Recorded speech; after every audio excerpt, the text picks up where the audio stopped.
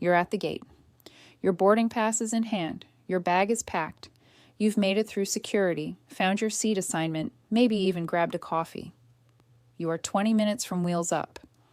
And then a gate agent looks at you, types something into their computer, and says 4 words that will ruin your entire trip. I can't board you. Not weather. Not a mechanical delay.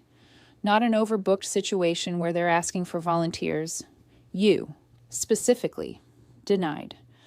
I've watched it happen dozens of times. I've been standing at the jet bridge door when a passenger walked up completely blindsided, absolutely certain they'd done everything right. And sometimes they had done almost everything right. Almost. I'm Maya. I worked the gates and the cabins for 14 years with a major U.S. carrier. I left 18 months ago, which means I no longer have to smile and say, I'm sorry, there's nothing I can do, when the truth is, there was something. There was always something. You just didn't know what it was. Today, I'm telling you the 8 things passengers do at the gate that get them denied boarding. Some of these will genuinely surprise you. One of them happens to good, prepared, completely well-meaning travelers every single week. And by the end of this video, none of them will ever happen to you.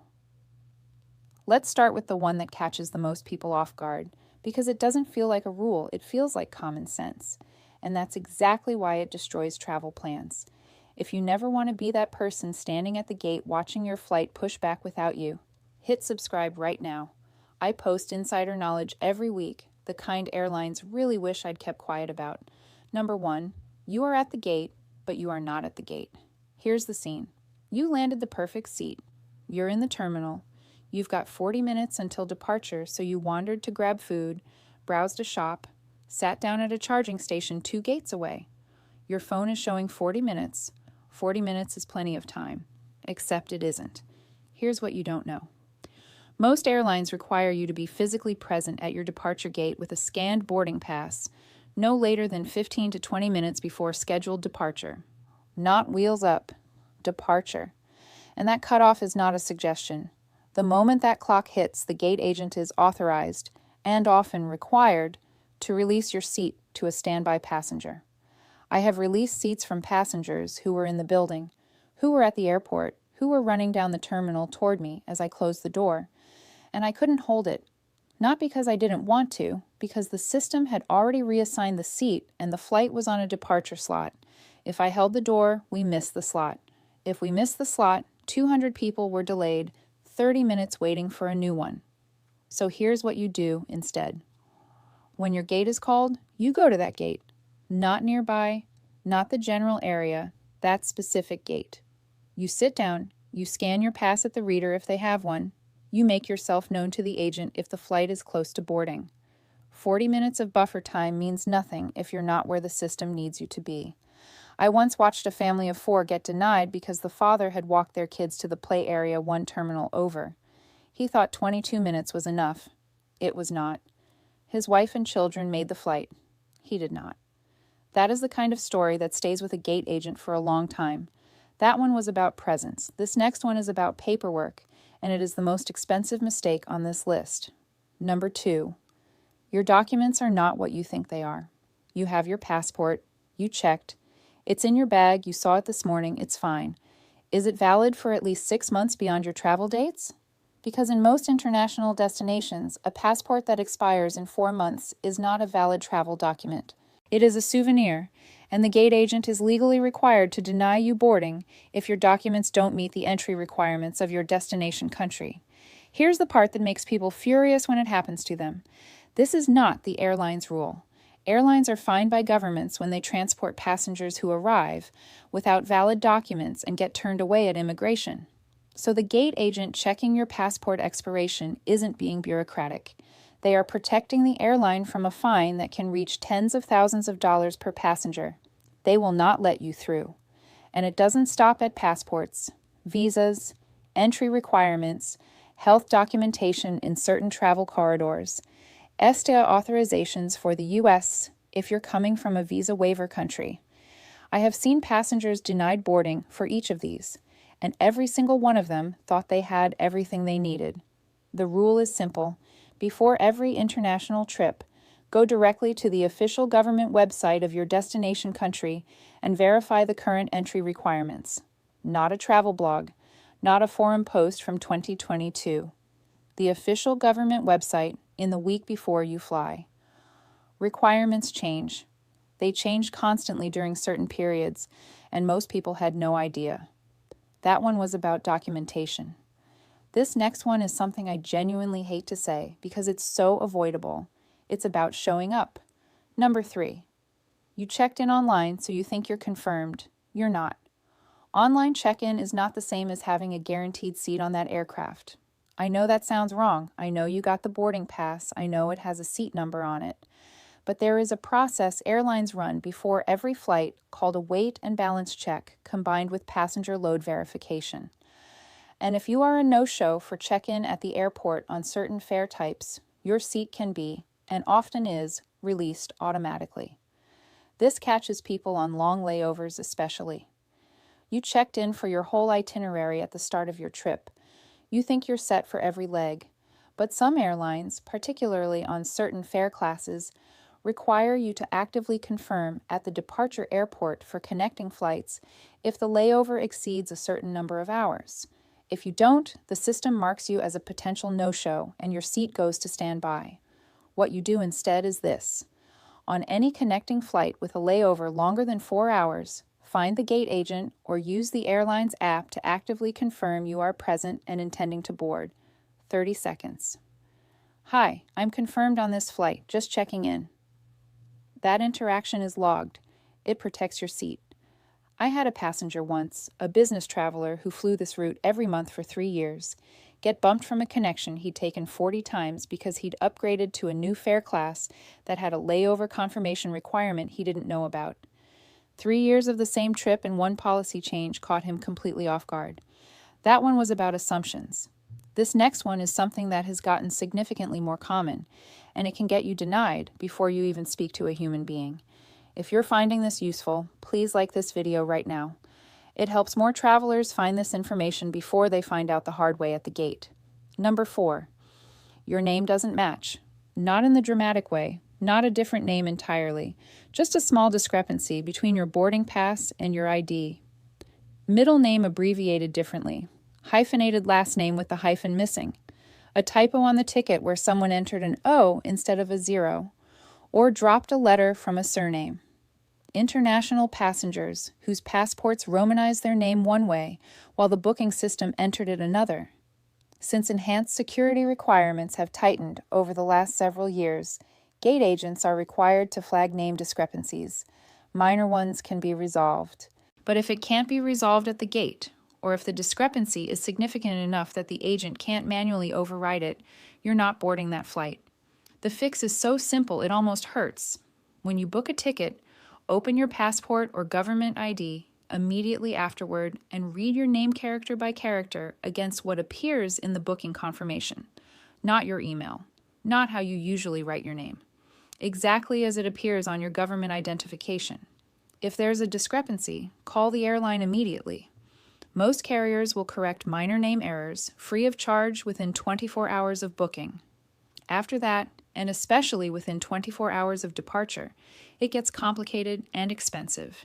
I've seen middle-aged women denied because their maiden name was still on their passport after a recent marriage, and the ticket was booked in their new name. I've seen a man denied because his booking said John, and his passport said John. One letter that his gate agent could not override because the system flag was automatic. Check the name. Right now, if you have a flight coming up, go check it. That one was about identity. This next one is one people fight me on, and I understand why. But please hear me out. Number 5. You are dressed in a way that is creating a problem. I want to say this carefully because there is real nuance here, and I am not talking about fashion. Airlines do have a condition of carriage, a legal contract you agree to when you buy a ticket, that includes a clause about passenger conduct and presentation. Gate agents and crew have the authority to deny boarding to a passenger they reasonably determine may cause disruption or whose presentation is significantly inappropriate for the travel environment. I am not talking about wearing sweats. I am not talking about casual clothing. I am talking about clothing with graphic content that other passengers or crew have raised concerns about. I am talking about clothing that may obscure identity in a way that makes document verification difficult. I am talking about a small number of cases where a passenger has arrived at the gate visibly intoxicated or in a state that the gate team has to make a judgment call on. I am also talking about this. I have seen passengers denied boarding because they were wearing a shirt with content that, when reviewed against the airline's conduct policy, gave the gate agent grounds to act. The passenger was shocked. They felt it was unfair. And legally, it is a complicated area. But the gate is not the moment to test it. Dress how you want to dress. But know that if your clothing contains content that a reasonable person would find threatening, deeply offensive, or identity obscuring, you may be creating a situation for yourself that ruins your trip. I'm not saying this is right in every case. I am saying I have watched it happen and the passenger had no idea it was a possibility. That one was something I don't love saying. This next one I really don't love saying, but it's the one that gets people denied more than almost anything else on this list. Number 6. You said something you shouldn't have said. I know how this sounds. But please stay with me. The gate area is still a secured zone operating under aviation regulations. Jokes about security, jokes about weapons, jokes about bombs, sarcastic comments about what's in your bag. Any of these uttered in earshot of airline staff or TSA can and do result in denied boarding, and in some cases, removal from the terminal. I have personally witnessed a passenger make an offhand comment, genuinely intended as a joke, clearly nervous humor, that got him pulled aside, missed his flight, and according to the follow-up I heard from the gate team, faced a secondary security review that delayed him by 6 hours. He was not a bad person. He was not a threat. He was just someone who didn't understand that in an airport, certain categories of joke have zero tolerance. Not low tolerance, zero. Here is the other version of this. Arguments at the gate. A passenger who becomes verbally aggressive with a gate agent, even over a legitimate grievance, even when the airline is genuinely at fault, can be denied boarding on the grounds of disruptive behavior. I have seen this happen. I have had to make that call myself. It is the hardest call a gate agent ever makes. But the safety of the crew and other passengers always comes first. If you have a problem at the gate, the words that protect you are, "I understand this isn't your fault. Can you tell me who I should speak with about this?" That sentence keeps you on the flight. The alternative might not. That one was about words. This next one is quieter than the rest, but it catches people every single year in every major airport. You're still here, which tells me you're the kind of traveler who takes this seriously. Hit the notification bell so you never miss another one of these. Some of the upcoming videos cover things even frequent flyers get wrong. Number 7. Your carry-on is not what the system thinks it is. You measured your bag. It fits the airline's size requirements. You've taken it on 20 flights without a problem. Today, at this gate, it's a problem. Why? A few reasons. Aircraft gauge. Some gates do a carry-on check specifically because the aircraft type on that route has smaller overhead bins than the airline's standard allowance. The size your bag was approved for on a wide-body jet does not automatically transfer to a regional aircraft. When you check in online, the system often does not flag this for you. Also, and I want you to hear this clearly, the overhead bin space on a flight is finite. It is not assigned. On full flights, especially after boarding groups 3 and 4 have loaded, bin space runs out. When it does, the gate agent will check bags gateside at no charge on most carriers. This is not a punishment. It is logistics. The bag will be waiting for you at baggage claim.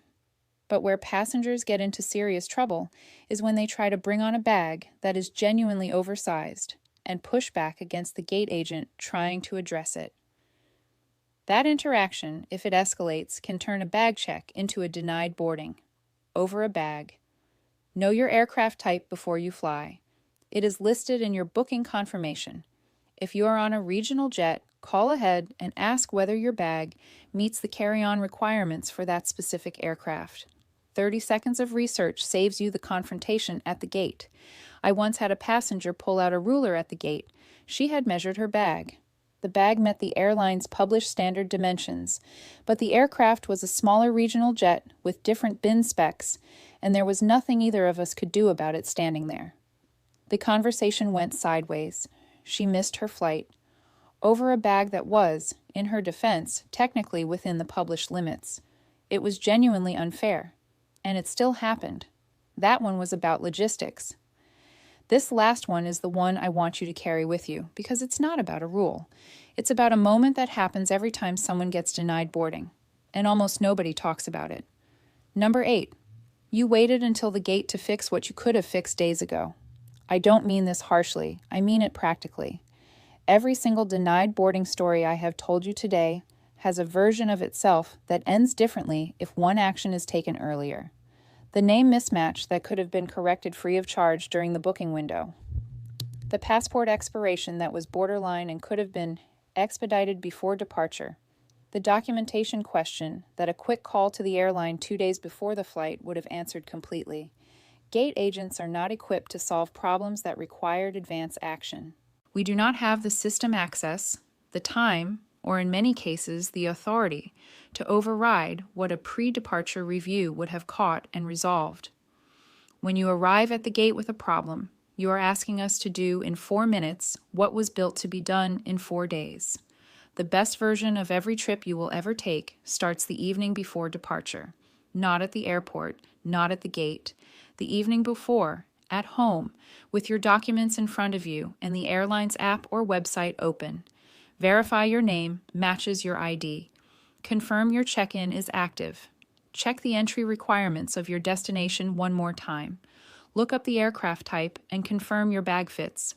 Charge your phone so your boarding pass doesn't die in the terminal. That routine takes 15 minutes, and it is the difference between being the traveler who boards calmly and the traveler I am watching sprint down the jet bridge as I am closing the door. I had a passenger once, a woman traveling alone to see her daughter overseas for the first time in 2 years. She was denied boarding over a visa documentation issue that had changed 3 weeks before her travel date. She hadn't checked. She'd bought the ticket, done everything right at the time of booking, and simply didn't know the requirement had changed. I held her hand while she cried. I helped her rebook.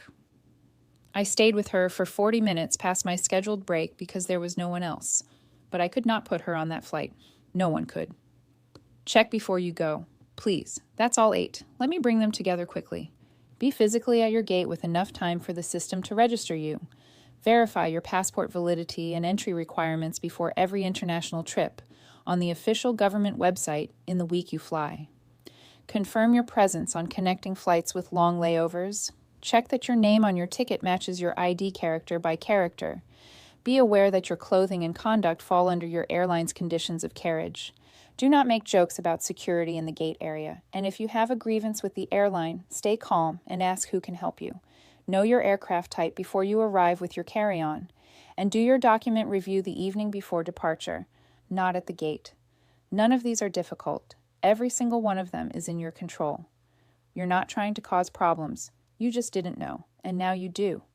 If this video helped you, please like it and share it with someone who has a flight coming up. It might be the thing that keeps them out of the situation I've described 100 times at 100 gates.